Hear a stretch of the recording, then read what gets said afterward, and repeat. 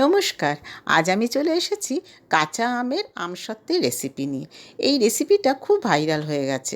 তাই আমি ভাবলাম আমিও একটু করি, কিন্তু একটু চেঞ্জ দিয়েছি এর মধ্যে। যেটা হলো, সবাই যে চিনি দিয়ে করেছে আমি সেটা আখের গুড় দিয়ে করেছি। প্রসেসটা সেম, তাই আমি আর দেখালাম না। এই মিক্সচারটা আমি এবারে করেছি একটা প্লাস্টিকের যে আটার ব্যাগ পাওয়া যায় সেটার মাঝখান থেকে কেটে ভেতরে সাদা অংশটা ভালোভাবে ধুয়ে মুছে তার মধ্যে এটা শুকনো করে তার মধ্যে এই মিক্সচারটা ফেলে দিয়েছি। এবার সেটাকে রোদে শুকোতে দিয়েছি।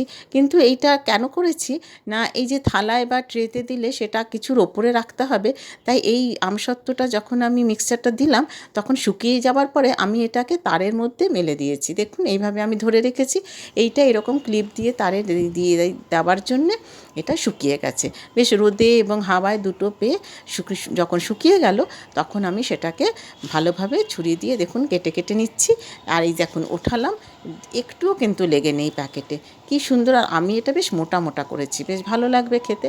দেখুন আমার এটা 1 ডজন আমসত্ত্বের পিস হয়েছে। দেখুন তো কি সুন্দর লাগছে দেখতে, মনে হচ্ছে না খুব লোভনীয়? বাহ! এবারে আপনারা এরকমভাবে বানিয়ে নিন গুড় দিয়ে আর সবাইকে পরিবেশন করুন।